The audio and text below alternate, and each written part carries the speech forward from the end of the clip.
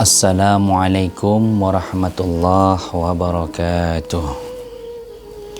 Innal hamdalillah wa nasta'inuhu wa nastaghfiruh wa na'udzu billahi min syururi anfusina wa min sayyiati a'malina. May yahdihillahu fala mudilla lahu wa may yudlilhu fala hadiyalah. Alhamdulillahi rabbil alamin. Alladzi arsala rasulahu bil huda wa dinil haqq liyudhhirahu 'alad dini kullih walau karihal kafirun. Allahumma shalli wa sallim ala sayyidina Muhammadanil basharil wan nadhiri alladzi tanfatihu bihi abwabal khair wa tanghaliqu bihi abwabasy syirr wa ala alihi wa al-thara wa ashabil akhyar.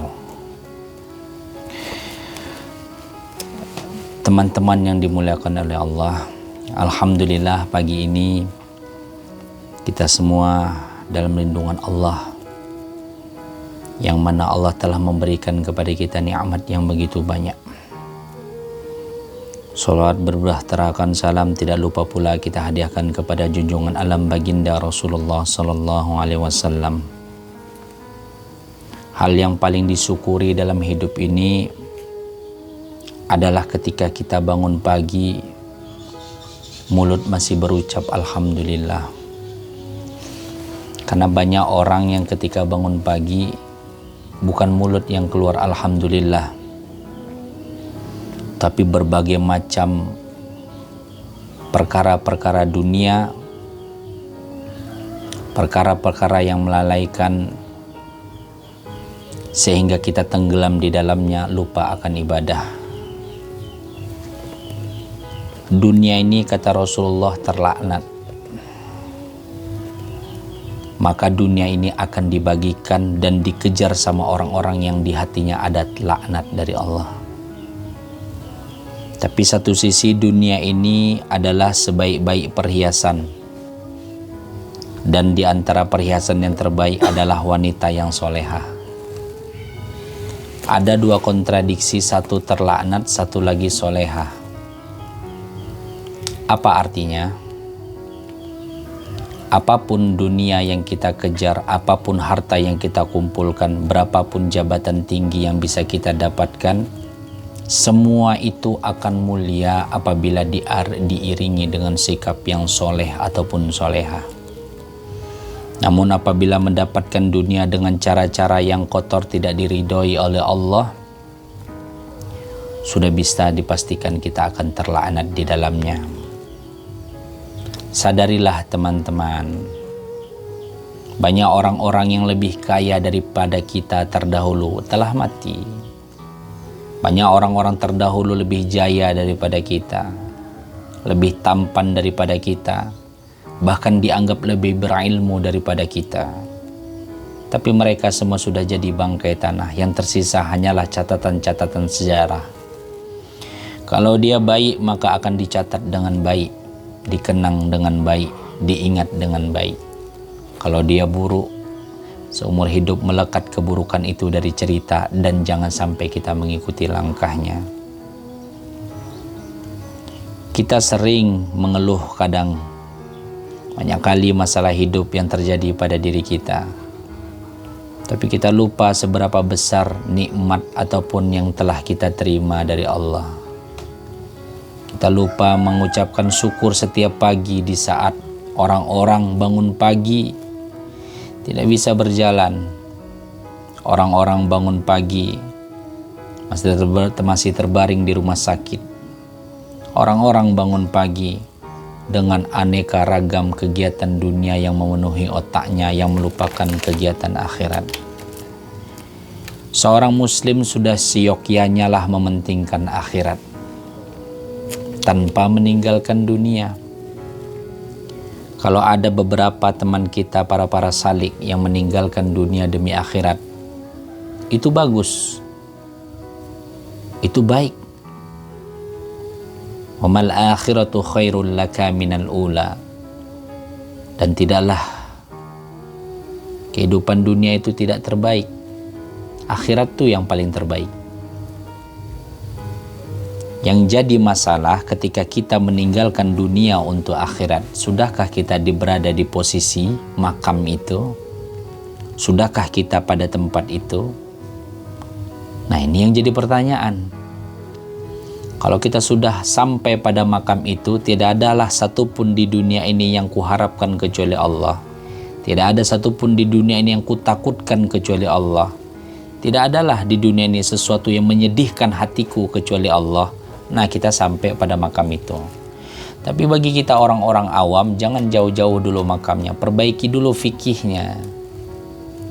Apa fikihnya? Bagaimana sholat kita terjaga dengan baik. Dari segi bacaan, dari segi waktu yang tepat. Bahkan kalau bisa di tempat-tempat yang mulia. Terutama bagi laki-laki di masjid. Kalau bagi perempuan sunnahnya adalah di mihrab di rumah. Tapi kalau dia di masjid jangan dilarang. Sunnah ini memang banyak, tidak cuma satu. Maka ketika kita mampu mengamalkan sunnah, amalkan secara banyak. Tapi kalau kita tidak mampu mengamalkan sunnah, jangan cemeh dan jangan hina orang yang mengamalkan sunnah. Nanti kita tidak dapat keberkahan dari sunnah. Teman-teman yang dimuliakan oleh Allah, seringkali Allah menyindir di dalam Al-Quran dan berbicara, ya ayyuhalladzina amanuttaqullah, hai orang-orang yang beriman, bertakwalah kamu kepada Allah. Begitu banyak ayat-ayat tentang takwa yang Allah berikan kepada kita, yang mana harus kita amalkan, dan kita kalau bisa mendapatkan takwa itu. Timbul pertanyaan, apa sih takwa itu, Ustaz? Takwa itu banyak. Takwa itu susah. Takwa itu rumit. Takwa itu sakit kalau kita tidak tahu ilmunya dan tidak memulainya dari saat ini.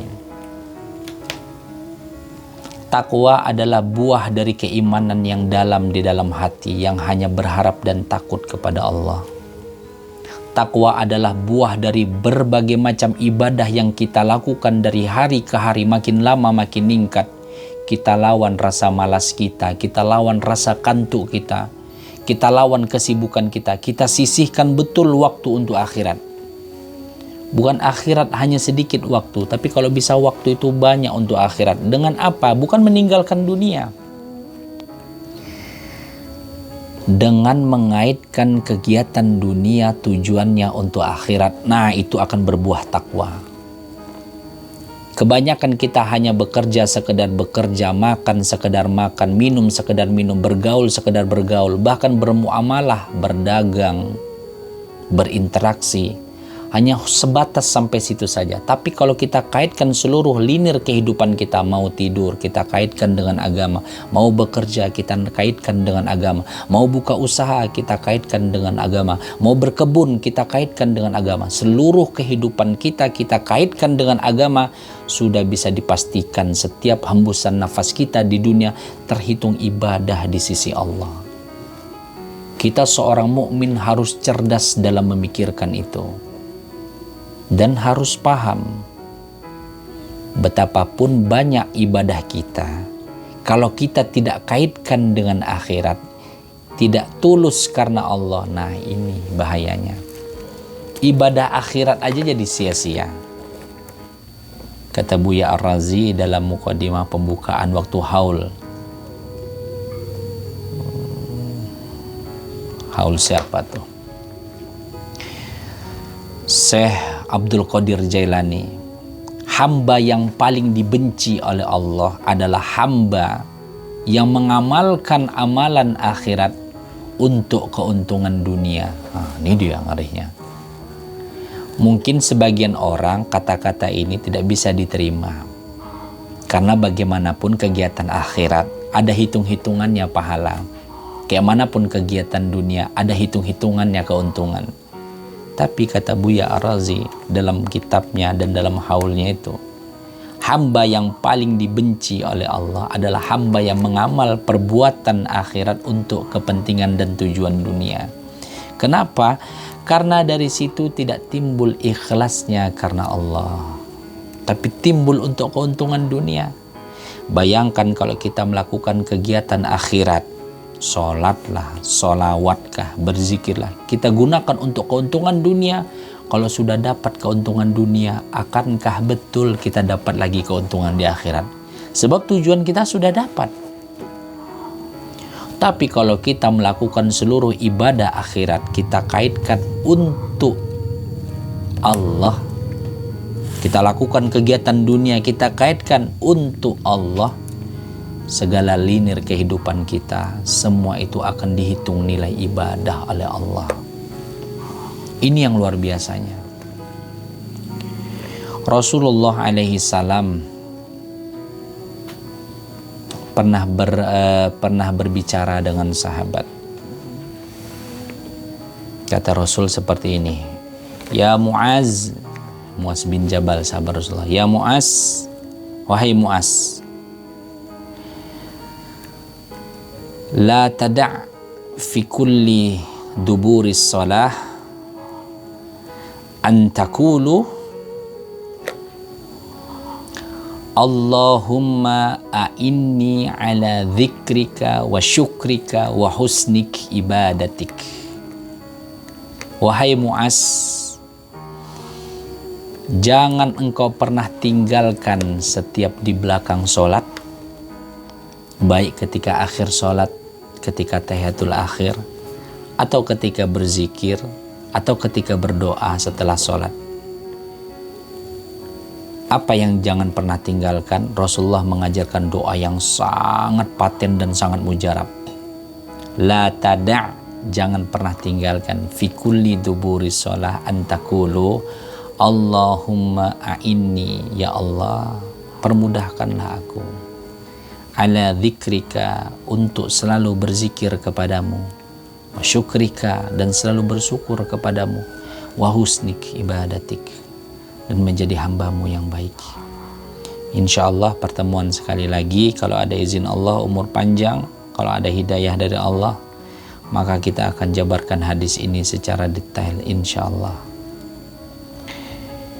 Inti pertemuan ini, kajian kita yang pertama ini, tetaplah berpositif thinking kepada Allah, selalu bersyukur dalam keadaan apapun, dan selalu berpikir bahwasanya kita hidup di dunia bukan hanya sekedar mencari uang lalu mati, tapi ada kehidupan dengan misi yang sangat besar yang harus kita dapatkan. Apa itu? Wa husnik ibadatik, menjadi hamba yang soleh, yang baik. Fa'tabiru ya ulil absar la'allakum tuflihun. Ini hari apa nih, Dis? Ini hari apa? Oh, hari Minggu di bulan 10, di minggu pertama di 2025. Assalamualaikum warahmatullahi wabarakatuh.